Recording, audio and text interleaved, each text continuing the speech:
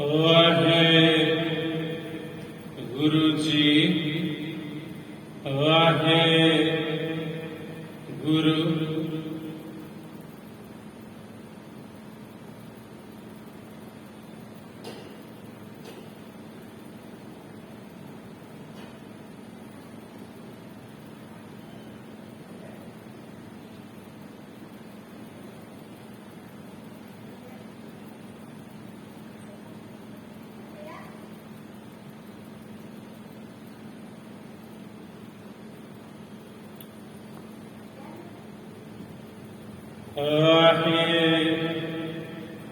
ਵਾਹਿਗੁਰੂ ਜੀ ਵਾਹਿਗੁਰੂ।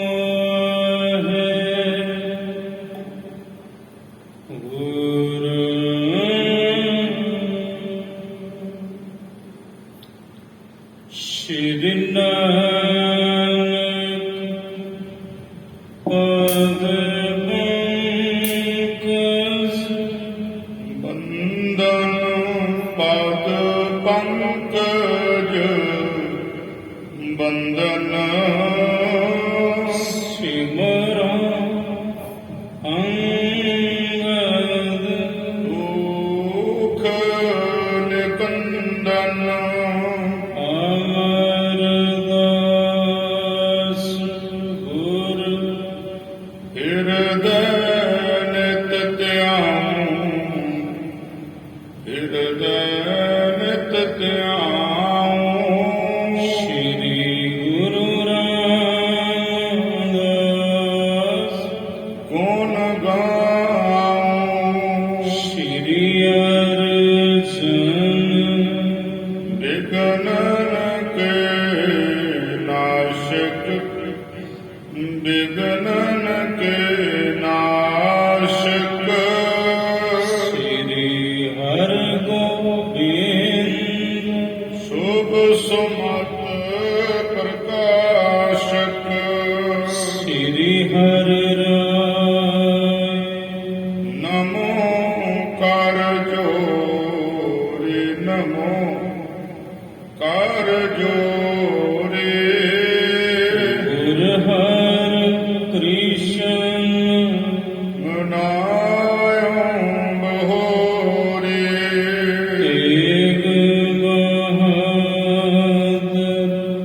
ਪਰਮ ਕਿਰਪਾਲਾ ਸਤਿਗੁਰ ਪਰਮ ਕਿਰਪਾਲਾ।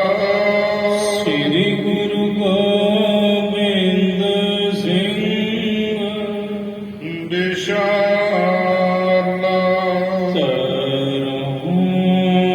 ਤਰਾ ਪਰ ਪੁਨ ਪੁਨ ਸੇ ਸਾਜ ਪੁਨ ਪੁਨ ਸੇ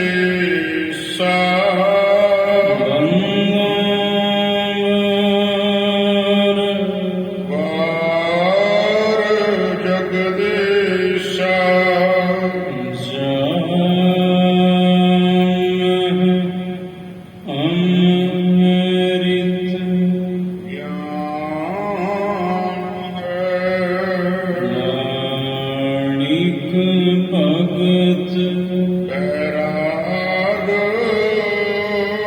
ਸ੍ਰੀ ਗੁਰੂ ਗ੍ਰੰਥ ਸਾਹਿਬ ਉਦਦ ਵੰਦਨ ਕਰ ਅਨੁਰਾਗ।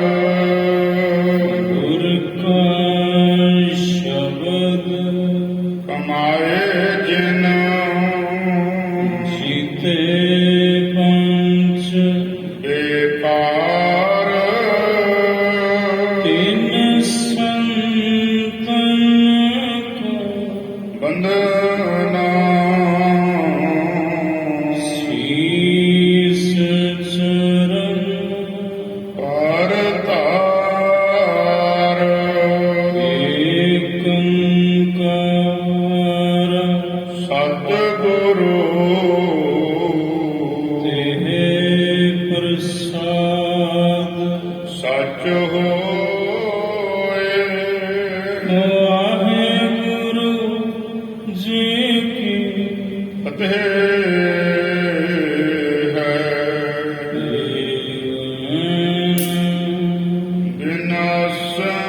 ਸੋਏ। ਵਾਹਿਗੁਰੂ ਜੀ ਕੀ ਫਤਿਹ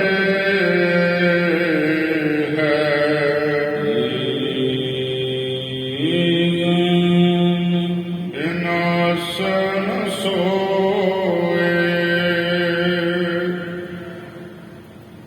ਸਤਿਨਾਮ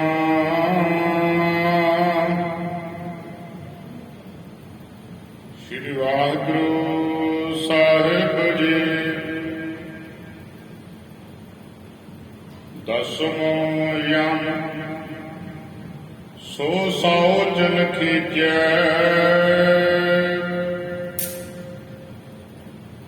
ਜਲ ਮ੍ਰਿਤ ਕਾ ਇਸ਼ਨਾਨ ਕਰੀਜੈ। ਦਸਮੋ ਯਮ ਸੋ ਸੌ ਜਨ ਖੀਜੈ।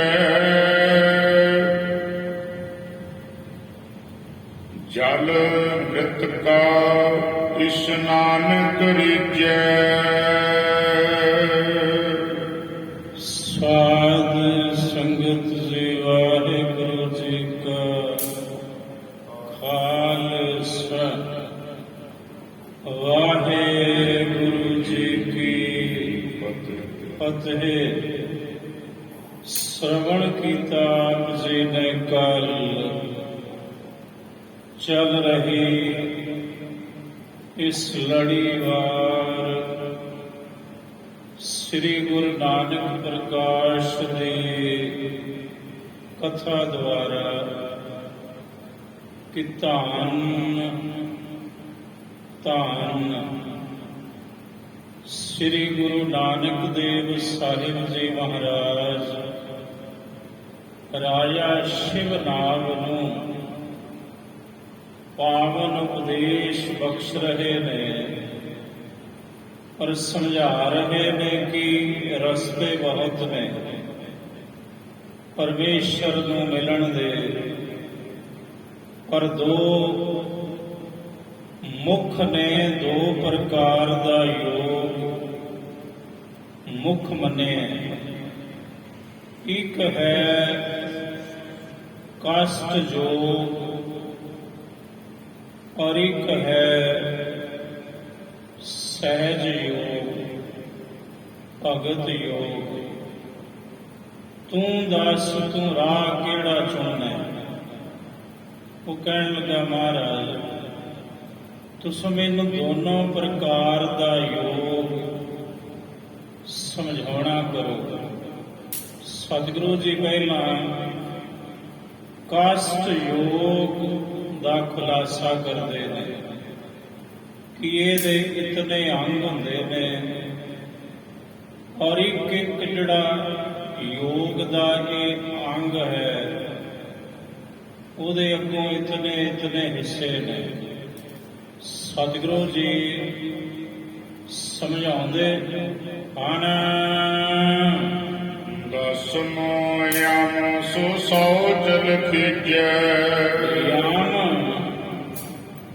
ਜੋ ਯੋਗ ਦਾ ਇੱਕ ਅੰਗ ਹੈ ਇਹ 10 ਪ੍ਰਕਾਰ ਦਾ ਹੈ। ਰਾਜਾ ਸ਼ਿਵਨਾਗ ਤੇ 10ਵਾਂ ਪ੍ਰਕਾਰ ਦਾ 10ਵੇਂ ਪ੍ਰਕਾਰ ਦਾ ਯਮ ਉਹਨੂੰ ਕਹਿੰਦੇ ਨੇ ਸ਼ੌਚ।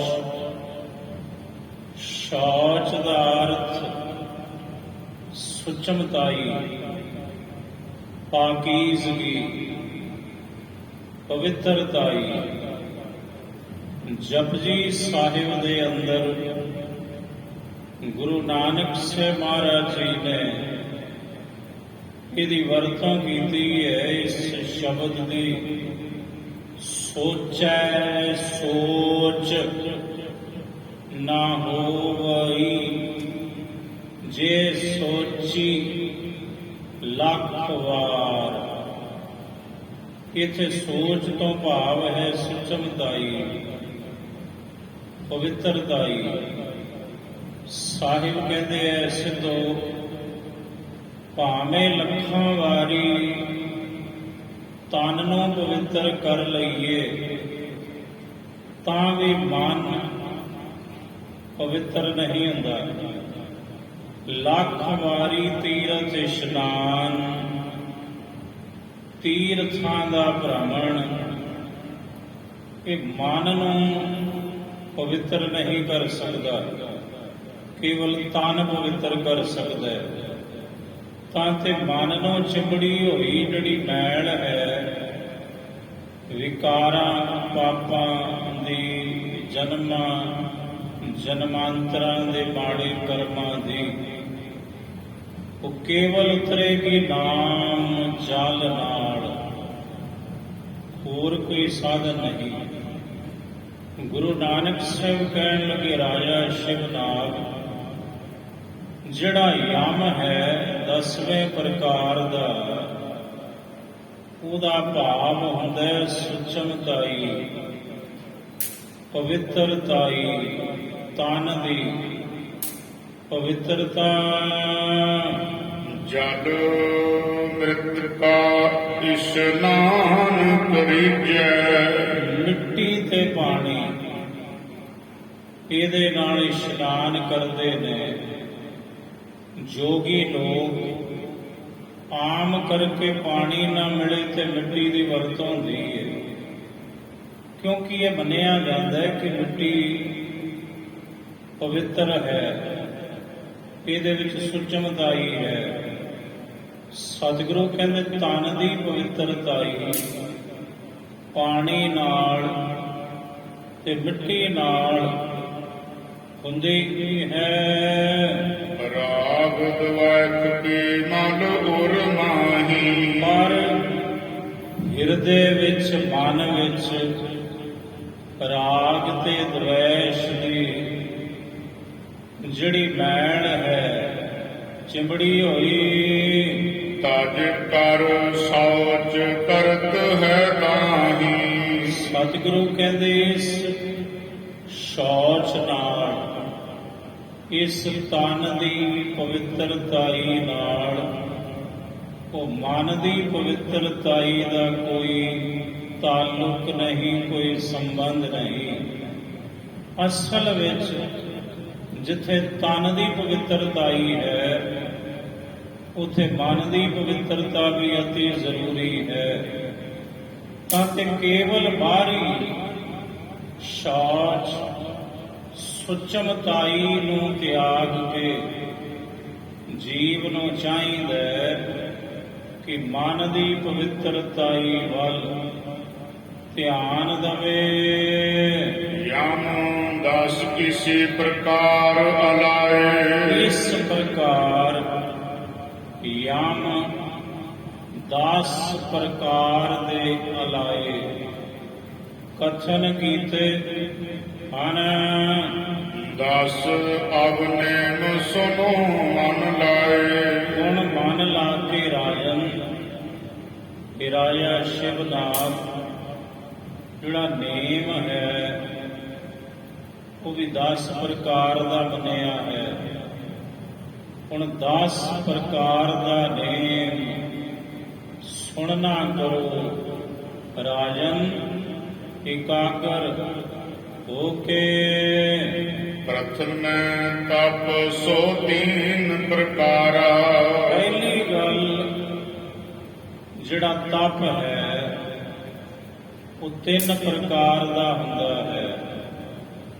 ਤਪ 3 ਪ੍ਰਕਾਰ ਦਾ, ਤੇ ਗੁਰਮਤਿ ਦੇ ਅਨੁਸਾਰ, ਗੁਰਬਾਣੀ ਦੇ ਅਨੁਸਾਰ ਗੁਰ ਸੇਵਾ, ਤਪਾਂ, ਸਿਰ, ਤਪ, ਸਾਰ, ਸਿਰ ਦੇ ਰਾਰੇ ਨੂੰ ਸਿਹਾਰੀ ਹੈ। ਇਹਦਾ ਭਾਵ ਹੈ ਸ਼੍ਰੋਮਣੀ। ਮਹਾਰਾਜ ਜੀ ਦੀ ਬਾਣੀ ਕਹਿੰਦੇ ਗੁਰ ਸੇਵਾ, ਗੁਰੂ ਦੀ ਸੇਵਾ, ਤਪਾਂ ਸਿਰ, ਤਪਾਂ ਵਿੱਚੋਂ ਸ਼੍ਰੋਮਣੀ ਤਪ ਹੈ ਗੁਰੂ ਦੀ ਸੇਵਾ। ਔਰ ਤਪ ਸਾਰ, ਸਾਰ ਕਹੀਏ ਸ੍ਰੇਸ਼ਟ, ਉੱਤਮ, ਗੁਰੂ ਦੀ ਸੇਵਾ ਸ੍ਰੇਸ਼ਟ ਉੱਤਮ ਤੇ ਸ਼੍ਰੋਮਣੀ ਤਪ ਹੈ। ਤਪਾਂ ਦੇ ਵਿੱਚੋਂ ਤਪ ਹੁੰਦੇ ਨੇ ਤਿੰਨ ਪ੍ਰਕਾਰ ਦੇ। ਤਪਨ ਤਪ ਗੁਰ ਗਿਆਨ, ਗੁਰੂ ਦਾ ਗਿਆਨ ਆਪਣੇ ਆਪ ਵਿੱਚ ਇੱਕ ਤਪ ਹੈ, ਇੱਕ ਤਪੱਸਿਆ ਹੈ। ਜਿਸ ਨੂੰ ਸਤਿਗੁਰੂ ਆਪਣਾ ਗਿਆਨ ਬਖਸ਼ ਦੇਣ, ਇਹ ਵੀ ਇੱਕ ਤਪੱਸਿਆ ਹੈ, ਇਹ ਵੀ ਇੱਕ ਤਪ ਹੈ। ਤਪਨ ਤਪ ਗੁਰ ਗਿਆਨ, ਤਪ ਨਾਮ ਚਿਤ ਕੀ ਇਕਾਗਰਤਾ ਕੋ ਜਾਨੀਏ। ਰਾਜਾ ਭਰਥਰੀ ਵੈਰਾਗ ਸ਼ਤਕ ਜੋ ਭਰਥਰੀ ਰਾਜੇ ਨੇ ਗ੍ਰੰਥ ਲਿਖੇ, ਉਹਦੇ ਬੋਲ ਨੇ ਤਪ ਨਾਮ ਚਿਤ ਕੀ ਇਕਾਗਰਤਾ ਕੋ ਜਾਨੀਏ। ਭਰਥਰੀ ਜੋਗੀ ਕਹਿੰਦੇ, ਦੁਨੀਆ ਦੇ ਲੋਕੋ, ਜਦੋਂ ਤੁਹਾਡਾ ਚਿੱਤ ਇਕਾਗਰ ਹੋ ਗਿਆ, ਸਮਝੋ ਇਹ ਇੱਕ ਤਪ ਹੈ। ਚਿੱਤ ਦੀ ਇਕਾਗਰਤਾ ਇੱਕ ਤਪੱਸਿਆ ਹੈ, ਇੱਕ ਤਪ ਹੈ। ਮੇਰੀ ਨਜ਼ਰ ਵਿੱਚ ਭਰਥਰੀ ਜੋਗੀ ਕਹਿੰਦੇ ਸਭ ਤੋਂ ਵੱਡਾ ਤਪ ਹੈ ਵੀ ਤੁਹਾਡਾ ਚਿੱਤ ਟਿਕ ਜਾਵੇ, ਇਕਾਗਰ ਹੋ ਜਾਵੇ। ਜੋ ਸੁਣ ਰਹੇ ਹੋ ਉਹਦੇ ਵਿੱਚ, ਜੋ ਬੋਲ ਰਹੇ ਹੋ ਉਹਦੇ ਵਿੱਚ, ਸ਼ਬਦ ਵਿੱਚ, ਨਾਮ ਵਿੱਚ, ਪ੍ਰਭੂ ਦੀ ਸਿਫਤ ਸਲਾਹ ਵਿੱਚ ਜਦੋਂ ਤੁਹਾਡਾ ਚਿੱਤ ਇਕਾਗਰ ਹੋਵੇ, ਇਹ ਵੀ ਇੱਕ ਤਪ ਹੈ, ਇਹ ਵੀ ਇੱਕ ਤਪੱਸਿਆ ਹੈ। ਗੁਰੂ ਨਾਨਕ ਸਾਹਿਬ ਕਹਿੰਦੇ, ਰਾਜਾ ਸ਼ਿਵ ਨਾਮ ਸੁਣੋ, ਇਕਾਗਰ ਹੋ ਕੇ ਸੁਣੋ। ਤਿੰਨ ਪ੍ਰਕਾਰ ਦਾ ਤਪ ਹੁੰਦਾ ਏ। ਰਾਜ ਤਮ ਬਹੁਰ ਸ਼ਾਂਤ ਕੀ ਸਾਰਾ। ਰਾਜ ਤਮ ਮੋੜ ਸ਼ਾਂਤ ਕੀ, ਇਹ ਸਾਰਾ ਜਿਹੜਾ ਤਪ ਹੈ ਇਹ ਤਿੰਨ ਪ੍ਰਕਾਰ ਦਾ ਹੈ। ਰਾਜ ਗੁਣ ਤਪ, ਤਮੋ ਗੁਣੀ ਤਪ ਤੇ ਸਤੋ ਗੁਣੀ ਤਪ। ਰਾਜਸੀ ਤਪ, ਤਾਮਸੀ ਤਪ ਤੇ ਸ਼ਾਂਤ ਕੀ ਤਪ। ਤਿੰਨ ਪ੍ਰਕਾਰ ਦਾ ਤਪ ਹੈ। ਕਿਉਂ? ਕਿਉਂਕਿ ਪਰਮੇਸ਼ਰ ਦੀ ਜਿਹੜੀ ਮਾਇਆ ਹੈ, ਇਹਦੇ ਤਿੰਨ ਗੁਣ ਨੇ, ਰਾਜ ਗੁਣ, ਤਾਮ ਗੁਣ, ਸਤ ਗੁਣ ਕਹੀਏ। ਇਹ ਤੇਰੀ ਸਭ ਮਾਇਆ। ਗੁਰੂ ਗ੍ਰੰਥ ਸਾਹਿਬ ਮਹਾਰਾਜ ਜੀ ਦੇ ਪਾਵਨ ਬਚਨ, ਧੁਰ ਕੀ ਬਾਣੀ ਦਾ ਫਰਮਾਨ। ਰਾਜ ਗੁਣ, ਤਾਮ ਗੁਣ, ਸਤ ਗੁਣ ਕਹੀਏ। ਇਹ ਤੇਰੀ ਸਭ ਮਾਇਆ। ਚੌਥੇ ਪਦ ਕੋ ਜੋ ਨਰ ਚੀਨੈ, ਤਿਨ ਹੀ ਪਰਮ ਪਦ ਪਾਇਆ। ਸਤਿਗੁਰੂ ਕਹਿੰਦੇ, ਰਾਜਾ ਸ਼ਿਵਨਾਥ, ਇਹ ਜਿਹੜਾ ਤਪ ਹੈ ਉਹ ਤਿੰਨ ਪ੍ਰਕਾਰ ਦਾ ਮੰਨੀਦਾ ਹੈ। ਸੁਦਾ ਅਗਨ ਜਲ ਸੋ ਤਨ ਪਾਵਾ। ਸੁਦਾ ਭੁੱਖ, ਅਗਨੀ ਧੂਣੀਆਂ ਤਪਾਉਣੀਆਂ, ਔਰ ਸੁਦਾ ਅਗਨ ਤਾਂ ਤੇ ਭੁੱਖ ਕੱਟਣੀ, ਫਾਕੇ ਕੱਟਣੇ, ਧੂਣੀਆਂ ਤਪਾਉਣੀਆਂ। ਜੇਠ ਹਾੜ ਦਾ ਸਮਾਂ ਰੁੱਤ ਹੋਵੇ, ਇਧਰੋਂ ਉਧਰੋਂ ਤਪਸ਼ ਪੈਂਦੀ ਹੋਵੇ, ਤੇ ਪਿੰਡਾ ਨੰਗਾ ਕਰਕੇ ਉੱਪਰੋਂ ਸੂਰਜ ਦੀ ਤਪਸ਼ ਪੈਂਦੀ ਹੋਵੇ, ਉਹਨੂੰ ਕਹਿੰਦੇ ਨੇ ਚੌਥੀ ਧੂਣੀ। ਇੰਜ ਆਪਣੇ ਇਰਦ ਗਿਰਦ ਅੱਗ ਬਾਲ ਲੈਣੀ ਜੇਠ ਹਾੜ ਦੀ ਰੁੱਤ ਵਿੱਚ, ਤੇ ਉੱਪਰੋਂ ਤਪਦਾ ਹੋਵੇ ਸੂਰਜ, ਪਿੰਡਾ ਹੋਵੇ ਨੰਗਾ। ਇਸ ਪ੍ਰਕਾਰ ਦਾ ਤਪ ਵੀ ਬਹੁਤ ਤਪੀ ਲੋਕ ਤਪਾਉਂਦੇ ਰਹੇ ਇਸ ਦੇਸ਼ ਵਿੱਚ, ਤੇ ਹੁਣ ਵੀ ਹਨ ਕੁਝ ਐਸੇ ਹਠ ਯੋਗ ਕਸ਼ਟ ਯੋਗ ਨੂੰ ਕਰਨ ਵਾਲੇ। ਸਤਿਗੁਰੂ ਕਹਿੰਦੇ ਆਪਣੇ ਸਰੀਰ ਨੂੰ ਤੜਫਾਉਣਾ, ਫਾਕੇ ਕੱਟਣੇ, ਰੋਟੀ ਖਾਣੀ ਬੰਦ ਕਰ ਦੇਣੀ।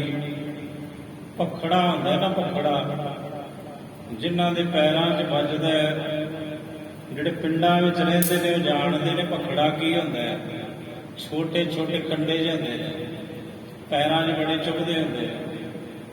ਬਹੁਤ ਤਪੀ ਲੋਕ ਉਸ ਭਖੜੇ ਨੂੰ ਸੁਕਾ ਕੇ ਕੁੱਟ ਕੇ ਉਹਦਾ ਆਟਾ ਬਣਾਉਂਦੇ ਨੇ, ਤੇ ਉਹਦੀ ਇੱਕ ਰੋਟੀ ਖਾਂਦੇ ਨੇ ਉਹ ਦਿਹਾੜੀ ਦੇ ਵਿੱਚ। ਇਹੋ ਜਿਹੇ ਇੱਕ ਤਪੀ ਬਾਬੇ ਉਹ ਮੈਂ ਵੀ ਵੇਖੇ ਨੇ।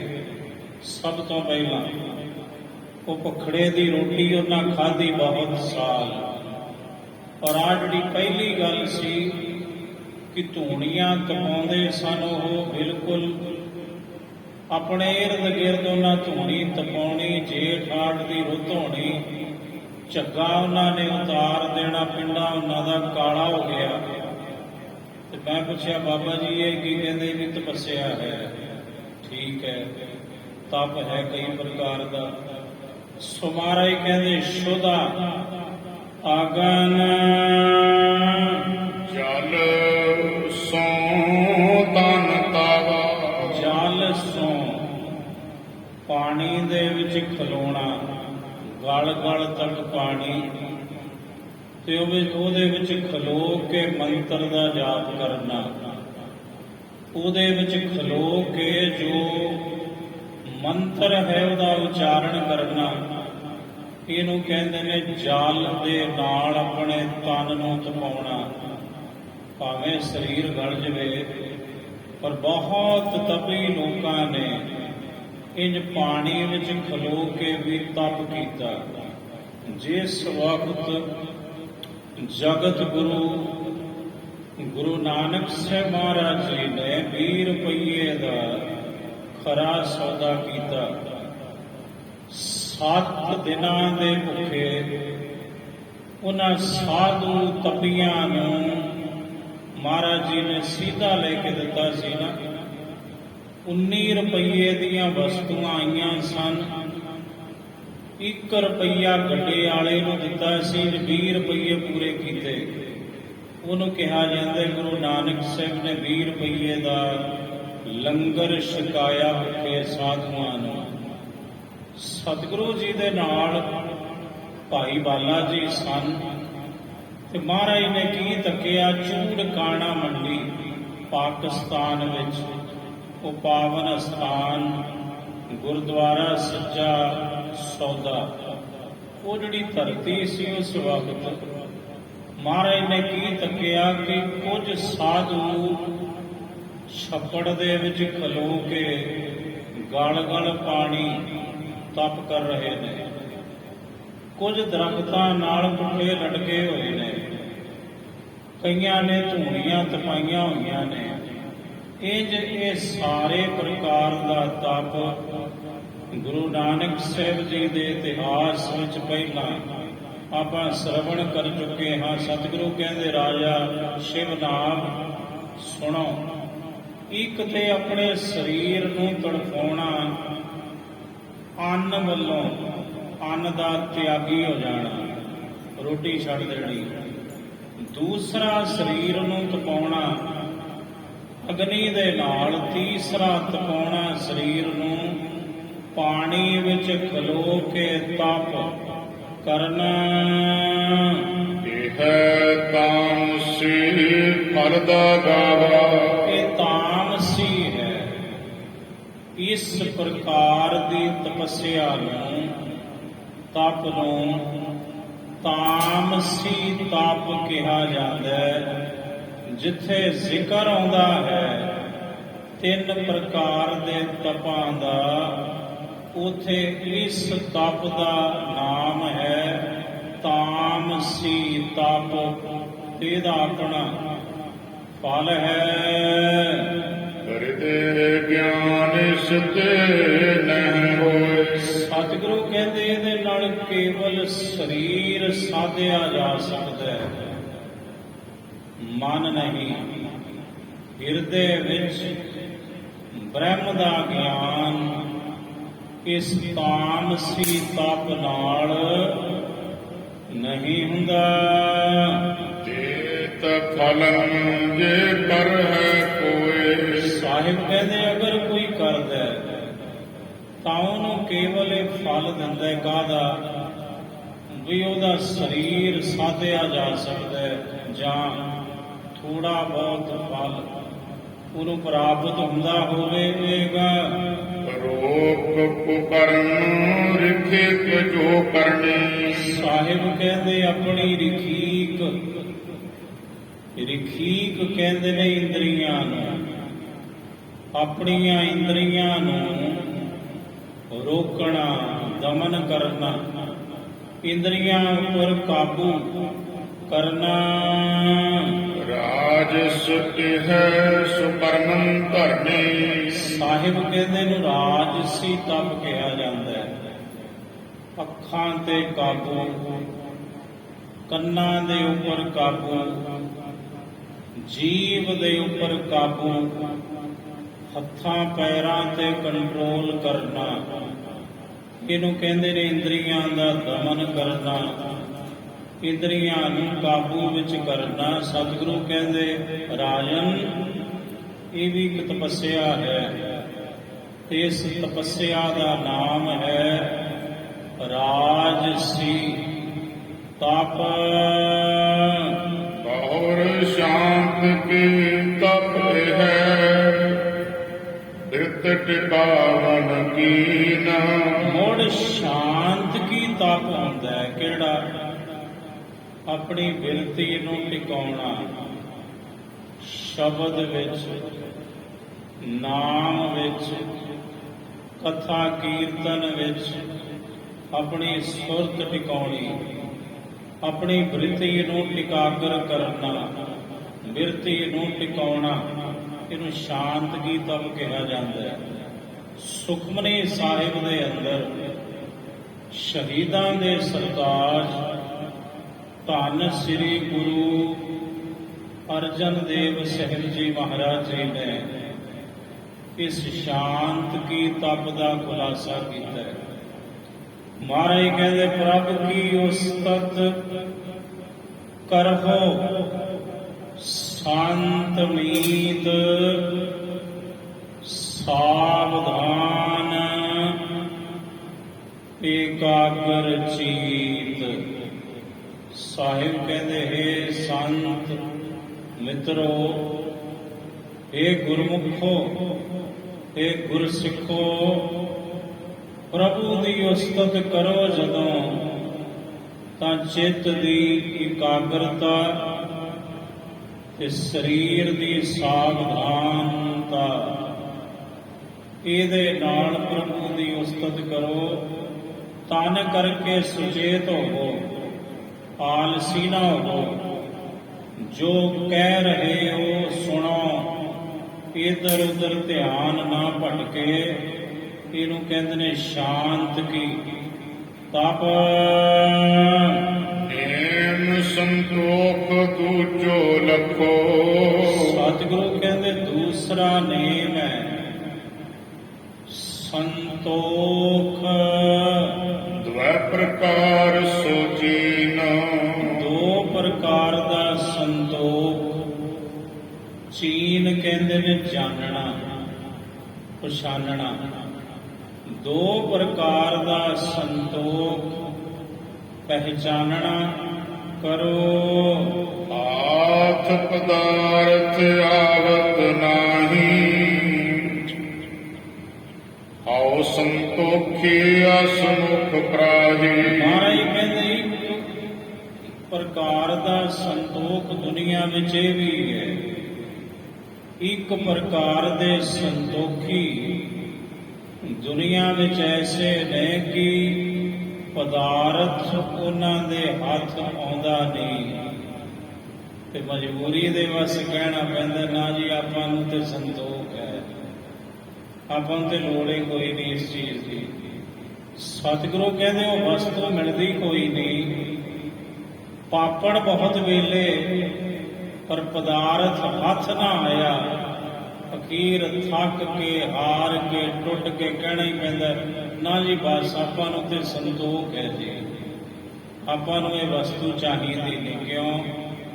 ਕਿਉਂਕਿ ਜਦੋਂ ਸਮਾਂ ਗੁਜ਼ਰ ਗਿਆ, ਸਤਿਗੁਰੂ ਕਹਿੰਦੇ ਮਨ ਖੱਟਾ ਹੋ ਗਿਆ ਉਸ ਵਸਤੂ ਵੱਲੋਂ, ਫਿਰ ਬੰਦਾ ਕਹਿ ਦਿੰਦਾ ਜੀ ਆਪਾਂ ਤੇ ਸੰਤੋਖੀ ਹਾਂ, ਪਰ ਉਹ ਪਦਾਰਥ ਦੇ ਲਈ ਯਤਨ ਬੜੇ ਕੀਤੇ ਪਰ ਪਦਾਰਥ ਮਿਲਿਆ ਨਾ। ਇਸ ਤੇ ਹਿਰਦੈ ਹਰਖ ਨਹਿ ਕੋਇ। ਸਤਿਗੁਰੂ ਕਹਿੰਦੇ ਇਹਦੇ ਨਾਲ ਹਿਰਦੇ ਵਿੱਚ ਕੋਈ ਖੇੜਾ, ਕੋਈ ਖੁਸ਼ੀ ਪ੍ਰਾਪਤ ਨਹੀਂ ਹੁੰਦੀ, ਕੇਵਲ ਕਹਿਣ ਮਾਤਰ ਨੂੰ ਉਹ ਸੰਤੋਖੀ ਹੁੰਦਾ ਏ। ਨਿਜ ਕੀਰਤ ਕੋ ਚਾਹਤ ਸੋਏ। ਇਸ ਪ੍ਰਕਾਰ ਦੇ ਜਿਹੜੇ ਸੰਤੋਖੀ ਨੇ ਉਹ ਆਪਣੀ ਕੀਰਤੀ ਚਾਹੁੰਦੇ ਨੇ ਕੇਵਲ, ਵੀ ਵੇਖੋ ਜੀ ਫਲਾਣਾ ਤੇ ਬੜਾ ਸੰਤੋਖੀ ਹੈ ਜੀ। ਦੂਜੇ ਯਥਾ ਲਾਭ ਸੰਤੋਖੋ। ਦੂਸਰੇ ਪ੍ਰਕਾਰ ਦਾ ਸੰਤੋਖ ਤੇ ਦੂਜੇ ਪ੍ਰਕਾਰ ਦੇ ਸੰਤੋਖੀ ਦੁਨੀਆ ਵਿੱਚ ਉਹ ਹੁੰਦੇ ਨੇ ਵੀ ਜੋ ਮਿਲ ਗਿਆ ਉਹਦੇ ਵਿੱਚ ਰਾਜੀ ਰਹਿਣਾ, ਯਥਾ ਲਾਭ ਸੰਤੁਸ਼ਟ ਰਹਿਣਾ। ਧਾਰਤ ਹੈ ਯੋਗੀ ਬਿਨ ਦੋਖੋ।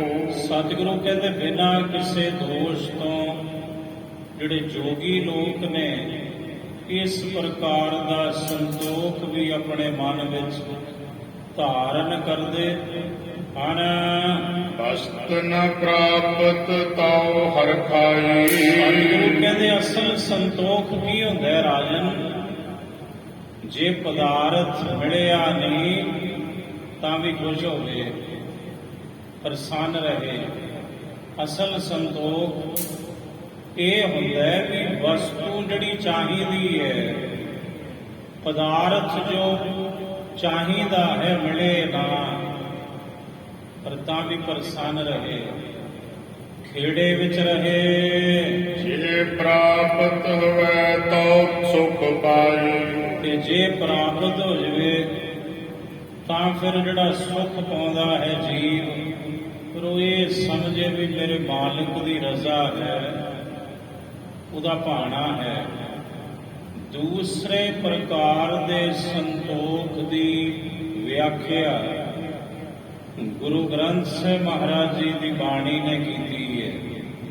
ਸਾਹਿਬ ਕਹਿੰਦੇ, ਹੇ ਮੇਰੇ ਸਤਿਗੁਰੂ, ਹੇ ਮੇਰੇ ਵਾਹਿਗੁਰੂ, ਇਸ ਪ੍ਰਕਾਰ ਦਾ ਮੈਨੂੰ ਸੰਤੋਖ ਬਖਸ਼। ਕਿਹੜਾ? ਜੇ ਸੁਖ ਦੇ ਤਾ ਤੁਝੇ ਅਰਾਧੀ, ਦੁਖ ਵੀ ਤੁਝੇ ਧਿਆਈ, ਦੁਖ ਵੀ ਤੁਝੇ ਧਿਆਈ।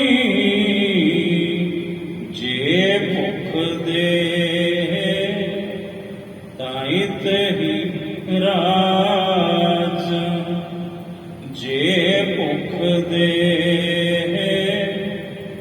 ਤਾਂ ਇਤ ਹੀ ਰਾਜ। ਦੁਖ ਵਿੱਚ ਸੁਖ ਮਨਾਈ, ਦੁਖ ਵਿੱਚ ਸੁਖ ਮਨਾਈ। ਜੇ ਸੁਖ ਦੇ ਤੁਝੇ ਅਰਾਧੀ। ਜੇ ਵਸਤੂ ਨਾ ਮਿਲੇ ਤਾਂ ਵੀ ਕਹਿਣਾ ਮਾਲਕਾ ਤੇਰੀ ਮੌਜ, ਤੇ ਜੇ ਵਸਤੂ ਪ੍ਰਾਪਤ ਹੋ ਜਾਵੇ ਫਿਰ ਕਹਿਣਾ ਸ਼ੁਕਰ ਹੈ ਦਾਤਾ, ਇਹ ਵੀ ਤੇਰੀ ਮੌਜ। ਅਸਲ ਸੰਤੋਖੀ ਇਹ ਹੁੰਦੇ ਨੇ ਰਾਜਨ, ਵਾਹਿਗੁਰੂ ਕੋ ਜਾਣ ਕੇ ਸਭੈ ਪਦਾਰਥ ਦੇ। ਵਾਹਿਗੁਰੂ ਦੇ ਜਾਣ ਕੇ ਵੀ ਜਿਤਨੇ ਪਦਾਰਥ ਨੇ ਇਹ ਸਭ ਮੇਰੇ ਮਾਲਕ ਦੀ ਦਾਤ ਹਨ।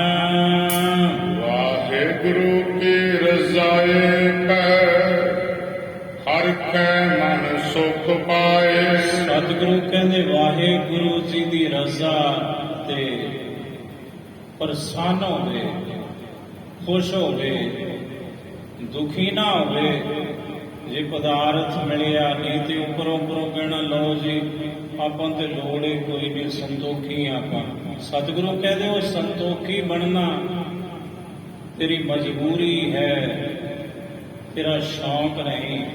ਸਤਿਗੁਰੂ ਕਹਿੰਦੇ ਅਸਲ ਸੰਤੋਖ ਹੁੰਦਾ ਹੈ ਰਾਜਨ ਕਿ ਪਰਮਾਤਮਾ ਦੀ ਰਜ਼ਾ ਨੂੰ ਮੰਨਣਾ। ਜੋ ਵਸਤੂ ਮਿਲ ਗਈ ਤਾਂ ਵੀ ਰਾਜੀ, ਵਸਤੂ ਨਹੀਂ ਮਿਲੀ ਤਾਂ ਵੀ ਰਾਜ਼ੀ, ਉਹਦੀ ਰਜ਼ਾ ਵਿੱਚ ਰਾਜੀ ਰਹਿਣਾ। ਤੀਸਰ ਆਸਤਕ ਬੁੱਧ ਹੈ ਗੁਰਬਚ ਦ੍ਰਿੜ ਨਿਸ਼ਚਾਏ। ਤੀਸਰਾ ਨੇਮ ਹੈ ਆਸਤਕ ਬੁੱਧ। ਇੱਕ ਨਾਸਤਕ ਬੁੱਧ ਹੁੰਦੀ ਹੈ, ਇੱਕ ਆਸਤਕ ਬੁੱਧ ਹੁੰਦੀ ਹੈ। ਉਂਝ ਬੁੱਧ ਦੋ ਪ੍ਰਕਾਰ ਦੀ ਮੰਨੀ ਹੈ ਸ਼ਾਸਤਰ ਨੇ। ਇੱਕ ਨਮਦਾ ਬੁੱਧ, ਇੱਕ ਤੇਲੀਆ ਬੁੱਧ। ਨਮਦਾ ਚਮੜੇ ਨੂੰ ਕਹਿੰਦੇ ਨੇ, ਨਮਦਾ ਬੁੱਧ। ਸ਼ਾਸਤਰਕਾਰ ਕਹਿੰਦੇ ਜਿਵੇਂ ਚਮੜੇ ਦੇ ਵਿੱਚ ਤੁਸੀਂ ਸੂਈ ਘਮੋਦੇ ਹੋ, ਪਾਣੀ ਚਮੜੇ ਦੇ ਉੱਪਰ ਟਿਕਿਆ ਹੈ, ਉਹਦੇ ਵਿੱਚ ਤੇ ਸੂਈ ਕੱਢ ਦਿਓ, ਉੱਪਰ ਟਿਕਿਆ ਹੋਇਆ ਪਾਣੀ ਜਿਹੜਾ ਸੁਰਾਖ ਹੈ ਨਾ ਸੂਈ ਦਾ ਨਿੱਕਾ ਜਿਹਾ ਕੰਦੂਈ ਦਾ, ਉਹਦੇ ਵਿੱਚੋਂ ਹੌਲੀ ਹੌਲੀ ਰਿਸਣਾ ਸ਼ੁਰੂ ਹੋ ਜਾਏਗਾ ਤੇ ਕੁਝ ਸਮੇਂ ਬਾਅਦ ਉਹ ਚਮੜਾ ਖਾਲੀ ਦਾ ਖਾਲੀ। ਵਿਦਵਾਨ ਫਿਲਾਸਫਰ ਸ਼ਾਸਤਰਕਾਰ ਕਹਿੰਦੇ ਦੁਨੀਆ ਵਿੱਚ ਦੋ ਤਰ੍ਹਾਂ ਦੇ ਮਨੁੱਖ ਨੇ। ਇੱਕ ਉਹ ਜਿਨ੍ਹਾਂ ਦੀ ਨਮਦਾ ਬੁੱਧ ਹੈ, ਜਦੋਂ ਤੱਕ ਸੁਰਤ ਰੂਪੀ ਕੰਧੂਈ ਖੁਬੀ ਹੈ, ਸੰਗਤ ਵਿੱਚ ਬੈਠੇ ਨੇ, ਜੋ ਸੰਗਤ ਵਿੱਚ ਸੁਣਾਇਆ ਜਾ ਰਿਹਾ ਹੈ ਉਹ ਚੇਤੇ ਹੈ।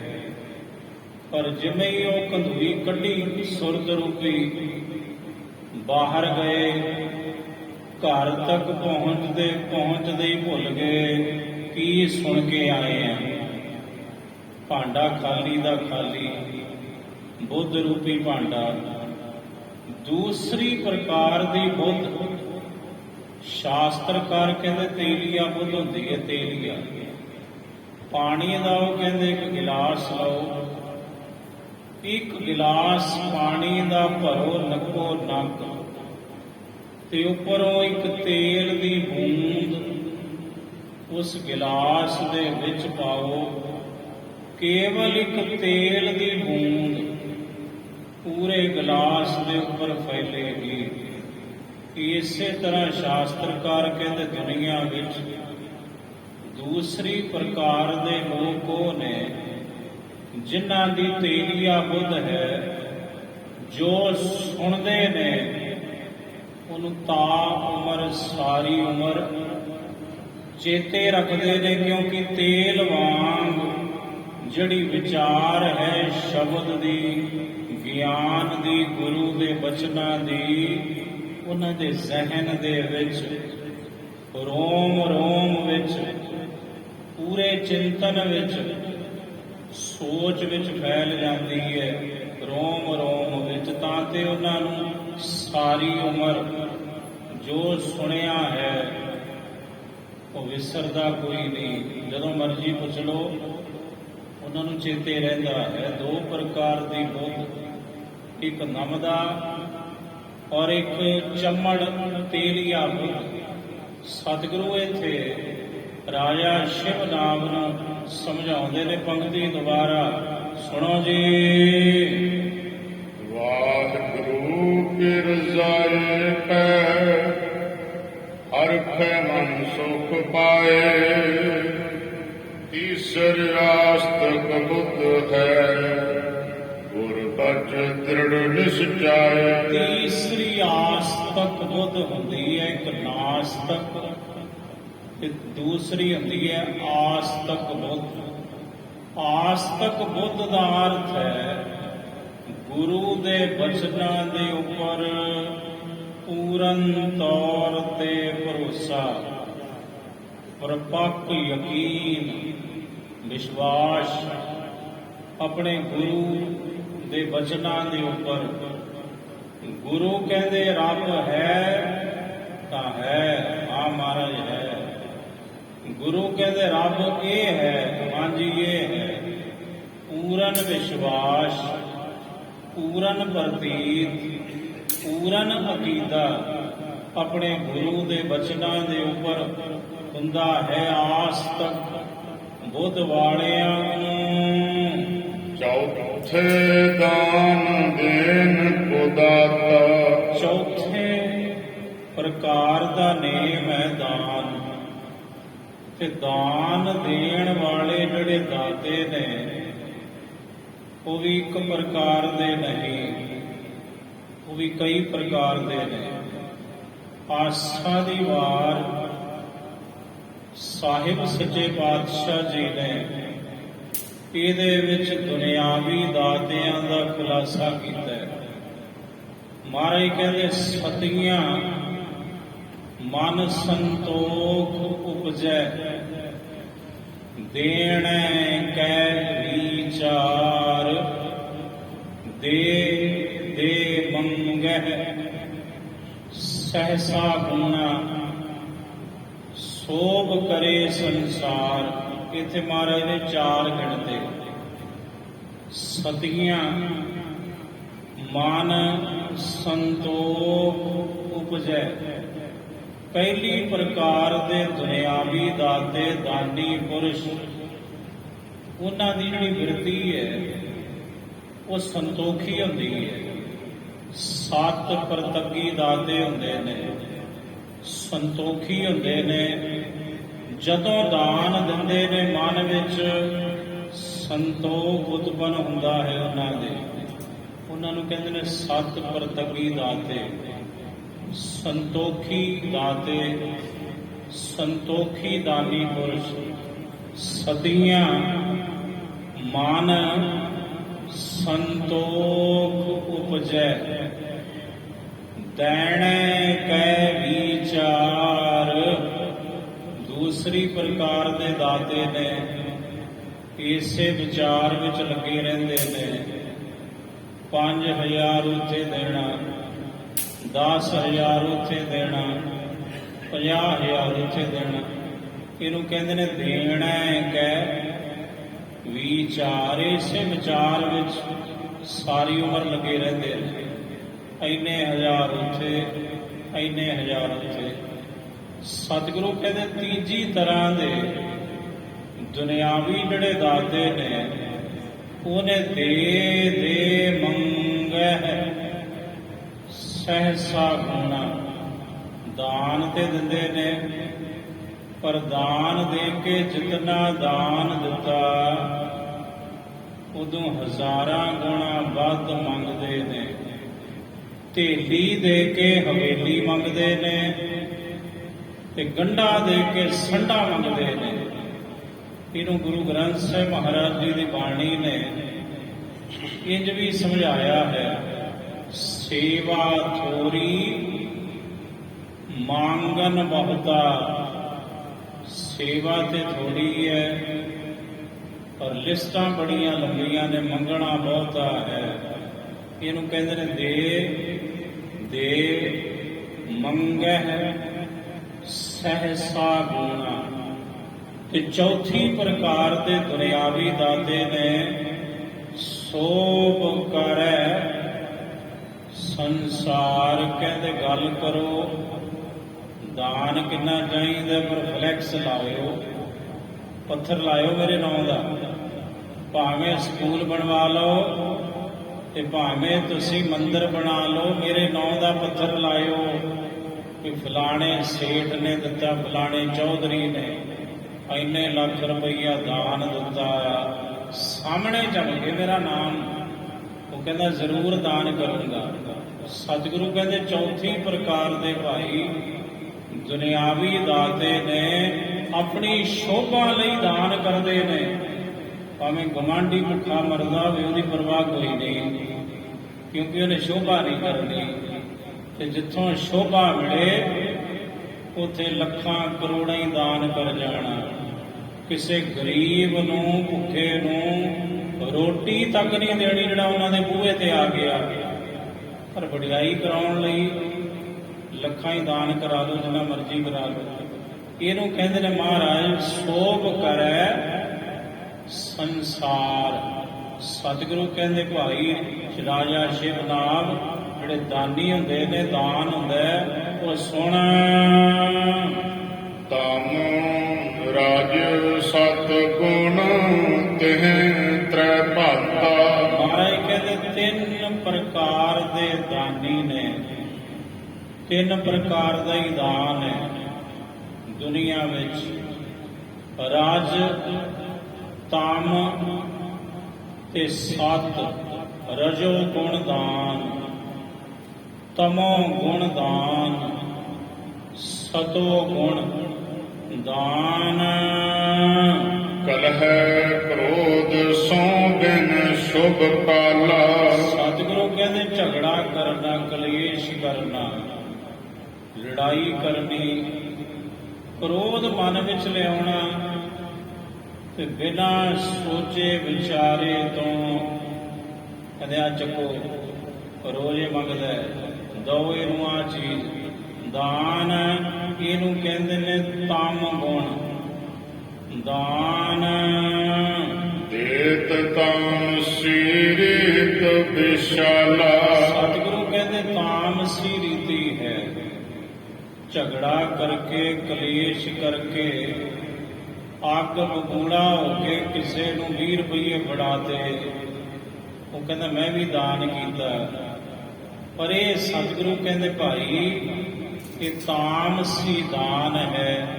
ਜੇ 20 ਰੁਪਈਏ ਦੇਣੇ ਸੀ ਫਿਰ ਕ੍ਰੋਧ ਕਿਉਂ ਕੀਤਾ, ਫਿਰ ਕਲੇਸ਼ ਕਿਉਂ ਕੀਤਾ?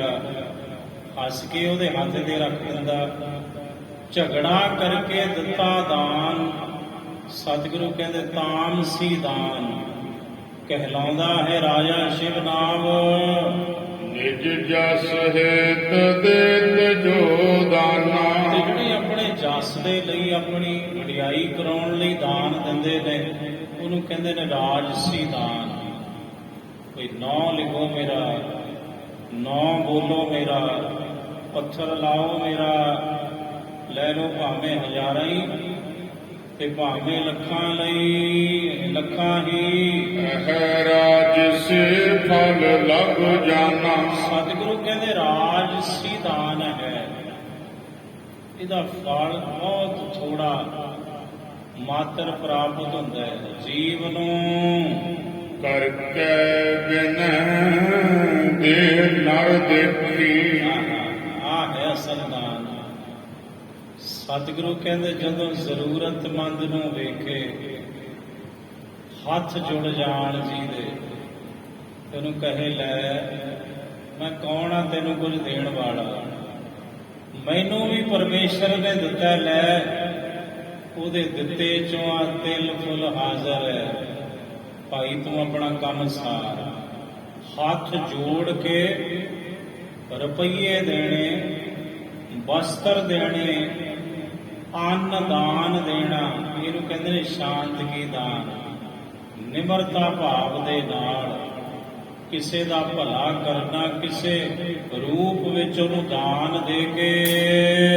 ਇਹੋ ਸ਼ਾਂਤ ਕੀ ਫਲਤ ਵਿਸੇਖੀ। ਸਤਿਗੁਰੂ ਕਹਿੰਦੇ ਬਹੁਤ ਫਲਦਾ ਹੈ ਰਾਜਨ, ਇਸ ਪ੍ਰਕਾਰ ਦਾ ਕੀਤਾ ਹੋਇਆ ਦਾਨ ਬਹੁਤਾ ਹੀ ਫਲਦਾ ਹੈ, ਬਹੁਤਾ ਹੀ। ਭਾਵੇਂ ਦਿੱਤਾ ਥੋੜਾ ਹੋਵੇ ਪਰ ਇਹਦਾ ਫਲ ਬਹੁਤ ਵੱਡਾ ਪ੍ਰਾਪਤ ਹੁੰਦਾ ਹੈ ਦਾਨ ਦੇਣ ਵਾਲੇ ਤਾਂ। ਤੇ ਜਦੋਂ ਵੀ ਕਿਸੇ ਨੂੰ ਦਾਨ ਦੇਣਾ ਹੈ, ਹੱਥ ਜੋੜ ਕੇ ਨਿਮਰਤਾ ਵਿੱਚ ਆ ਕੇ ਤੇ ਕਹਿਣਾ ਹੈ, ਮੇਰਾ ਤੇ ਹੈ ਕੁਝ ਨਹੀਂ, ਸਭ ਉਸ ਮਾਲਕ ਦਾ ਹੈ, ਲੈ ਜੋ ਨੇ ਮੈਨੂੰ ਦਿੱਤਾ ਉਹਦੇ ਚੋਂ ਭਾਈ ਇੰਨਾ ਕੁ ਤੂੰ ਪ੍ਰਾਪਤ ਕਰ। ਤੇ ਸ਼ੁਕਰਗੁਜ਼ਾਰ ਹੋਣਾ ਉਸ ਅਕਾਲ ਪੁਰਖ ਦਾ। ਸਤਿਗੁਰੂ ਕਹਿੰਦੇ ਰਾਜਨ, ਇਹ ਸ਼ਾਂਤ ਕੀ ਦਾਨ ਹੈ ਤੇ ਇਹਦਾ ਫਲ ਬਹੁਤ ਵੱਡਾ ਪ੍ਰਾਪਤ ਹੁੰਦਾ ਹੈ ਜੀਵ ਨੂੰ। ਵਾਹਿਗੁਰੂ ਕੋ ਜਾਣ ਕੇ ਸਭ ਪਦਾਰਥ ਦੇ।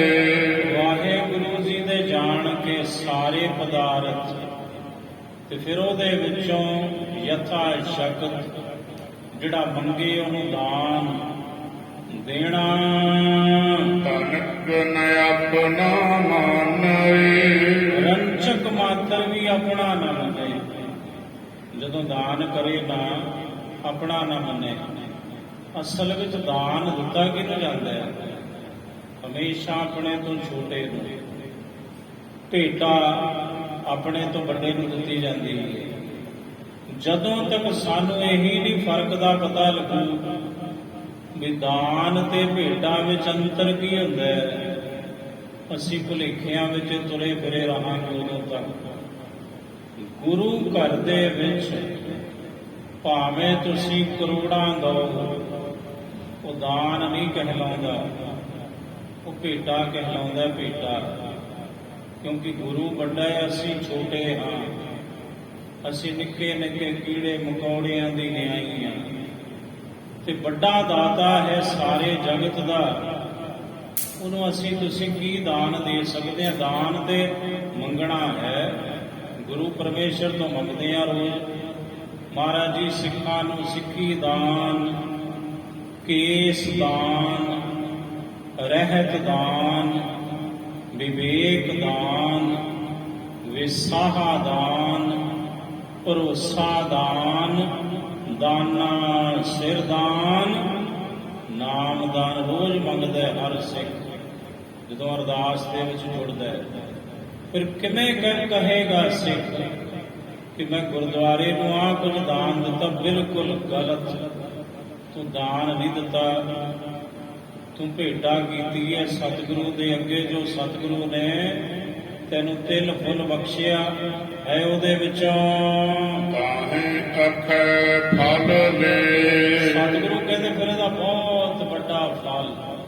ਜਿਹੜਾ ਦਾਨੀ ਪੁਰਸ਼ ਹੈ, ਸਤੋ ਗੁਣੀ ਦਾਨੀ ਹੈ, ਫਿਰ ਬਹੁਤ ਵੱਡਾ ਫਲ ਪ੍ਰਾਪਤ ਕਰਦਾ ਜਦੋਂ ਦੀ ਸਮਝ ਸੋਚ ਇਹ ਹੋਵੇ ਵੀ ਇਹ ਸਭ ਕੁਝ ਪਰਮਾਤਮਾ ਦਾ ਦਿੱਤਾ ਹੈ ਜੀ। ਲਓ ਦੇ ਦਿੱਤੇ ਵਿੱਚੋਂ ਤੁਸੀਂ ਆਪਣਾ ਕੰਮ ਸਾਰੋ।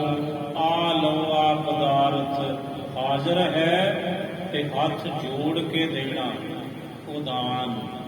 ਉਹਨੂੰ ਕਹਿੰਦੇ ਨੇ ਸ਼ਾਂਤ ਕੀ ਦਾਨ। ਔਰ ਇਹਦਾ ਬਹੁਤ ਵੱਡਾ ਸਾਹਿਬ ਕਹਿੰਦੇ ਰਾਜਨ ਫਲ ਪ੍ਰਾਪਤ ਹੁੰਦਾ ਦੇਣ ਵਾਲੇ ਦਾਨੀ ਪੁਰਸ਼ ਨੂੰ। ਵਾਹਿਗੁਰੂ ਜੀ ਕਾ ਖਾਲਸਾ, ਵਾਹਿਗੁਰੂ ਜੀ ਕੀ ਫਤਿਹ।